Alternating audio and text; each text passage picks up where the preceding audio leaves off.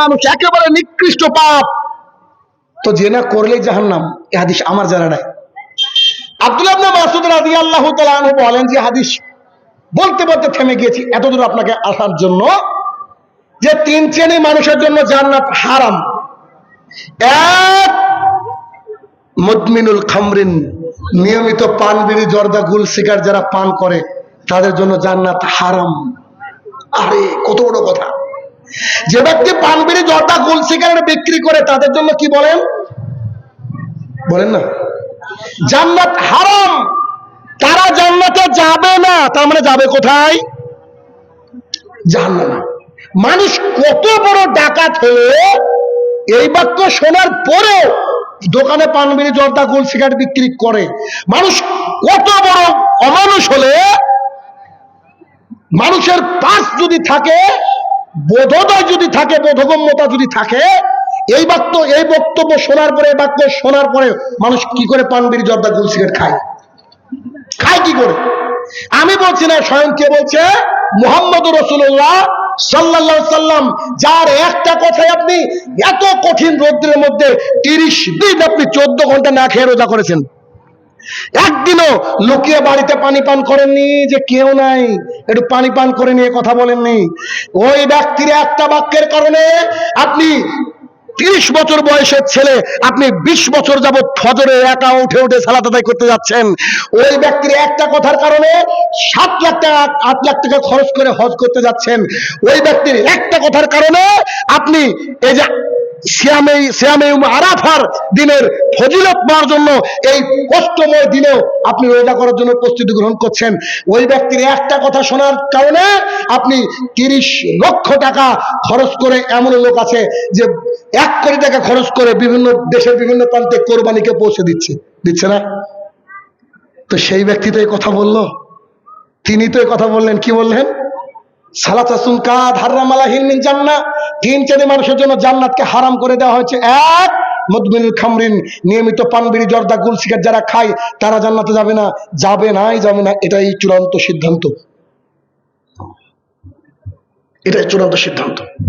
আপনার আলেম কি বলল? কিয়ামতের মাঠে আলেম থাকবে না, কিয়ামতের মাঠে আলেম থাকবে না, হুজুর থাকবে না, সবাই নিজেকে নিজে নিয়ে সবাই ব্যস্ত থাকবে। আমি যে কথা বলছি, বলেন তো আজকে যদি সবাই বিড়ি ছেড়ে দেন, আমার অ্যাকাউন্টে টাকা ঢুকবে? গোটা পৃথিবীর মানুষ যদি বিড়ি জর্দা এগুলো ছেড়ে দেয়, আল্লাহ কি বিশাল উপকার হবে? আল্লাহর উপকার ক্ষতি করার ক্ষমতা কারোর আছে? নাই। আল্লাহ তাআলা আমাদের জন্য ভালোর জন্য বলে। আমরা যে কঠিন কঠিন কথাগুলো বলি না, শুধুমাত্র আপনাদেরকে শুধরানোর জন্য বলি, শুধুমাত্র আপনারা যাতে শুধরান এই বাক্যটা এই জন্য বলি। কেন? বিশাল একটা ব্যাপার। সাপোজ ধরেন আমি বহুদূর থেকে আসছি, আমার বাড়ি কোথায় তো বুঝতে পারছেন, একেবারে বাংলাদেশের বর্ডার। কয়েকদিন আগে 2-3 দিনই ভাই গিয়েছিল, 2 কার্টন লিচু নিয়ে আমার বাড়ি চলে গেছে। আল্লাহর জন্য আপনাকে ভালোবাসে, তা আলহামদুলিল্লাহ। তো ওই আমাকে গিয়ে বলছে, স্যার এটা কি বর্ডার? আমি বললাম জি, এটাই বাংলাদেশ। আমি আমার বাড়ির থেকে বাংলাদেশ ওকে দেখাচ্ছি। তাহলে কোথা থেকে আসছে আপনি চিন্তা করেন। আমার বাড়ির থেকে নদিয়া 2 কিলোমিটার, 1 কিলোমিটার নদিয়া শুরু, ভারতবর্ষ পশ্চিমবঙ্গের শেষ প্রান্ত, এক দৌড়ে বাংলাদেশ যাওয়া যায়, 1 কিলোমিটারও না ধরেন। তো অত দূর থেকে আপনার এখানে আসলাম, এসে স্টেজে উঠে সালাম দেবো, আজকে বক্তৃতা দেবো না, এনার্জি নাই, চলে গেলাম। মানবেন কেউ? মানবেন কি? কষ্ট তো হবে, বা গালিও দিতে পারেন, এমন লোক আছে, তাই না?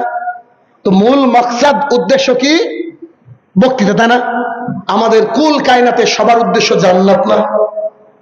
তো পৃথিবীর বুকে কোন জিনিস যদি আমাদেরকে জান্নাতে যেতে বাধা দেয়, তো সেটা কি ত্যাগ করার জন্য আমাদেরকে প্রস্তুতি গ্রহণ করতে হবে না ভাই? আমরা কত বড় খারাপ মানুষ, আমরা কত বড় খারাপ মানুষ। আমি শুধু সেই কথা ভাবি, আমি সেই সাহাবীর কথা ভাবি, আমি অবাক হয়ে যাই।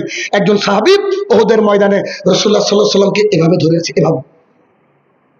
আল্লাহ রাসূল সাল্লাল্লাহু আলাইহি ওয়াসাল্লাম এইখানে, সাহাবী এখানে দাঁড়িয়ে আছে। আল্লাহ রাসূলের এদিকে মুখ, সাহাবীর এদিকে মুখ।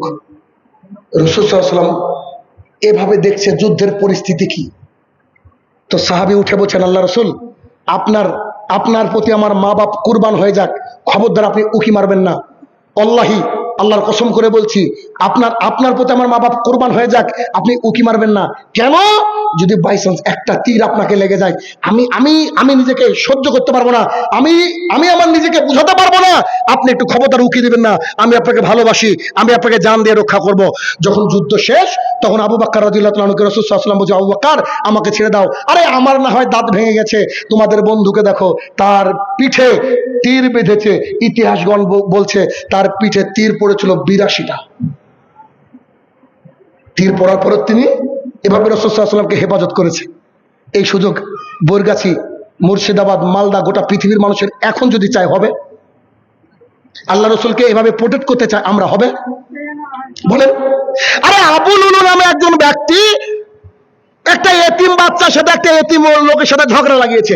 যে এতিম লোকটা বলছে যে শোনেন, আপনার একটা গাছই তো আমার এখানে পড়ছে, তা আপনি এই গাছটাকে ছেড়ে দেন না।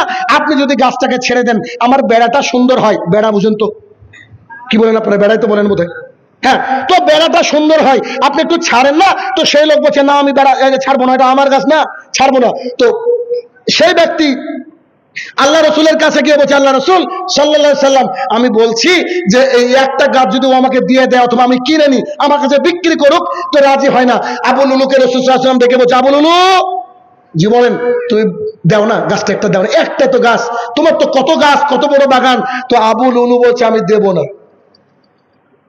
আল্লাহ রসুলের সামনে সরাসরি নাকচ করছে, কি বলছে? আমি দেব না।